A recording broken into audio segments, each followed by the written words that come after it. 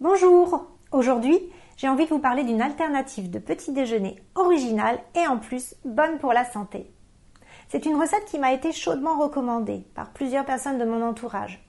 Comme je suis naturopathe, on parle facilement santé avec moi et elles m'ont dit, parce que ce sont des femmes, il faut absolument que tu essaies cette recette.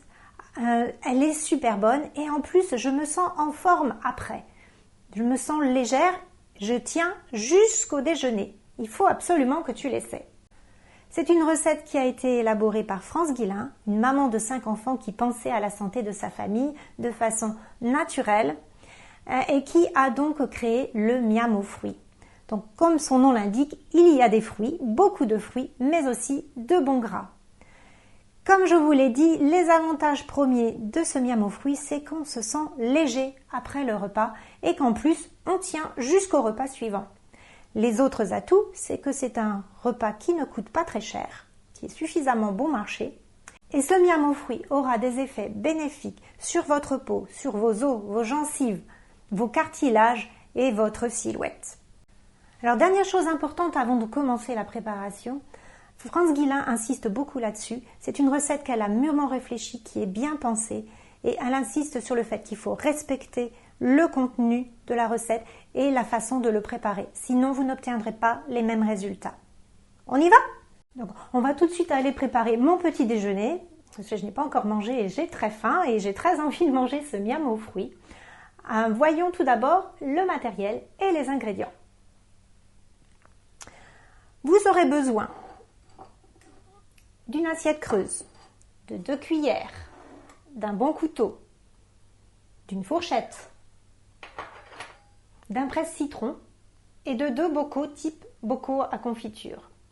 Pour les ingrédients, je tiens déjà la demi-banane, j'expliquerai pourquoi la demi tout à l'heure. Un demi-citron dont on va presser le jus, très important que ce soit du jus fraîchement pressé, pas de jus en bouteille. Plusieurs sortes de fruits qu'on va couper en petits morceaux. Important aussi, des fruits frais.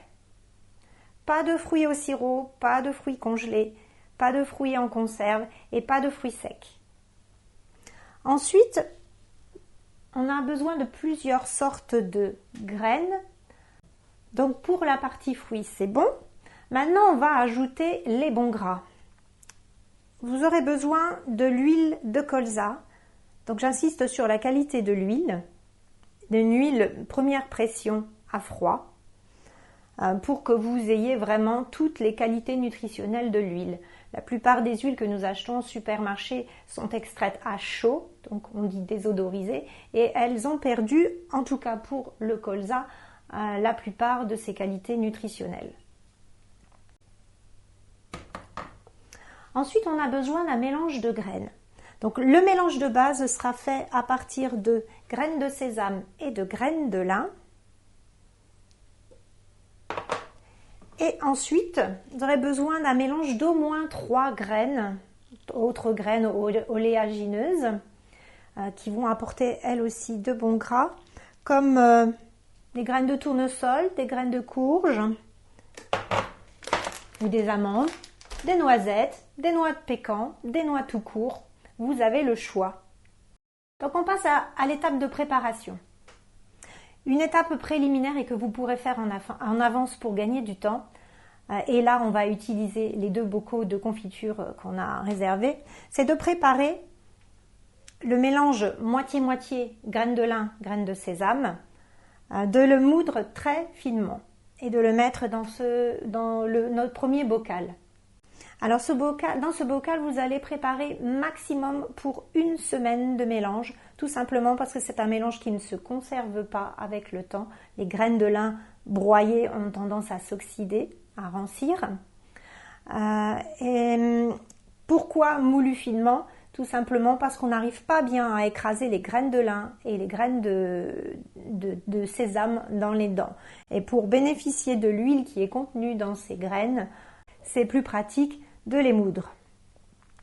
Dans le deuxième bocal, le mélange des 3 autres graines que vous aurez choisies.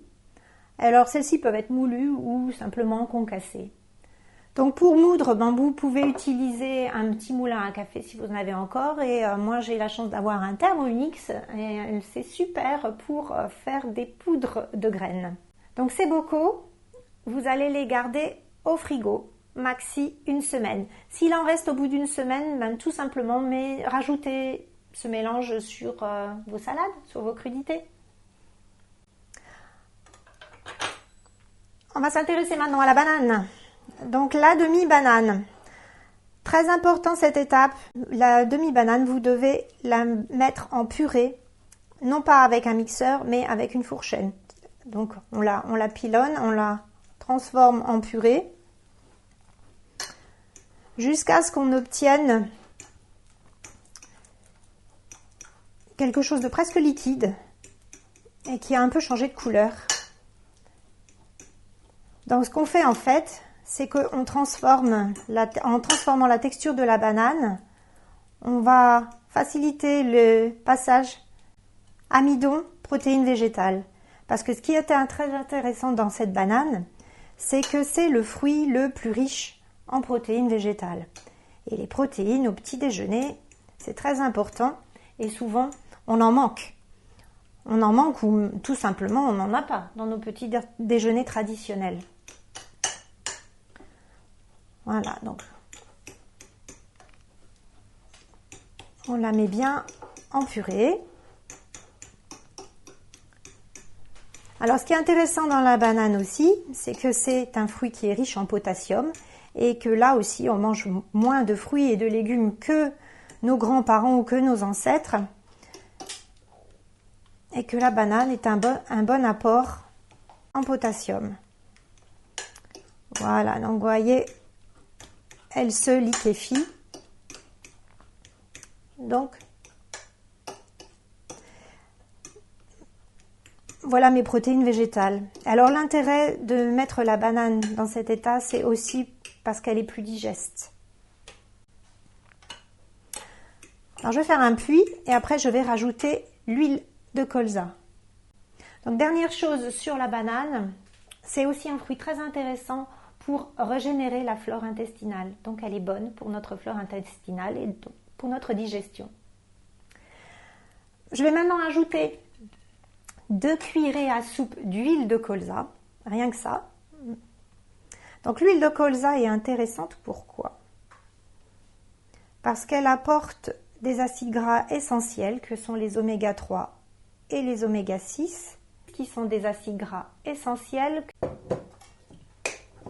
que l'organisme ne peut pas fabriquer, donc il doit nécessairement avoir dans son alimentation. Et l'huile de colza est idéale pour ça parce qu'elle a une très bonne répartition entre les oméga 3 et les oméga 6. Les oméga 3, on en manque beaucoup dans notre alimentation. Et l'huile de colza permet d'en apporter, grâce à ces 2 cuillerées à soupe, une bonne quantité. Et en plus, l'huile de colza a un bon rapport qualité-prix. Donc c'est pour ça que France Guillain la conseille. Avec les 2 cuillerées à soupe d'huile de colza que vous avez rajoutées, vous aurez quasiment votre dose nécessaire d'oméga par jour. Alors l'huile, il faut, comme dans une mayonnaise, la faire pénétrer dans la banane, la faire disparaître. On émulsionne. Qu'est-ce qu'on fait en fait? On fractionne, on met l'huile en fines particules dans la banane, ce qui facilitera le passage de l'huile dans notre intestin pour passer la barrière intestinale. Voilà. Ensuite, on ajoute le jus de citron fraîchement pressé. Donc lui apporte la vitamine C. La vitamine C qui est un antioxydant, donc qui va en plus protéger les oméga 3 qui sont très sensibles à la lumière, à l'oxydation. Donc on garde nos oméga 3 intacts jusqu'à ce qu'on puisse les utiliser. Et le jus de citron apporte un bon goût à la banane. Ça, c'est mon avis. Voilà. Avec ma deuxième cuillère, je vais ajouter 2 cuillerées à soupe rases, à peu près, du mélange sésame, graines de lin. Alors le sésame est intéressant parce qu'il apporte du calcium hautement assimilable. Et les graines de lin, comme l'huile de colza, apportent des oméga 3.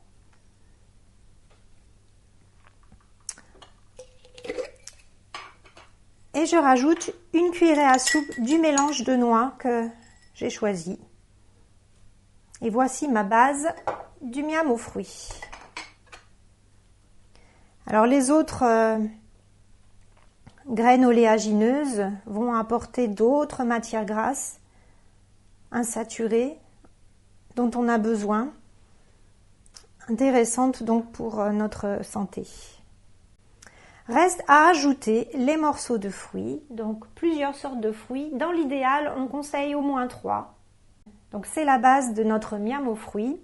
C'est une base qui est la même pour tous, quel que soit l'âge. La demi-banane pour tous. Demi-banane tout simplement pour ne pas apporter trop de sucre et ne pas augmenter trop notre glycémie lors de la digestion et pour éviter les coups de pompe. Et 2 grammes d'oméga 3, c'est la même quantité pour tout le monde, que ce soit un bébé ou une personne âgée.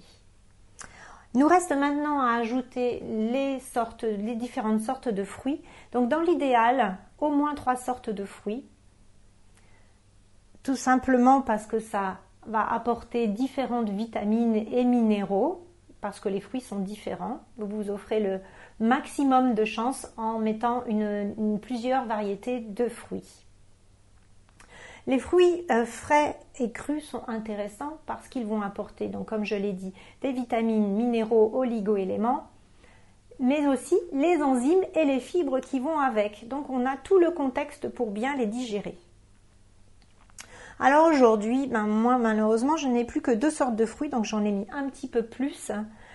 C'est l'heure d'aller au marché, n'est-ce pas?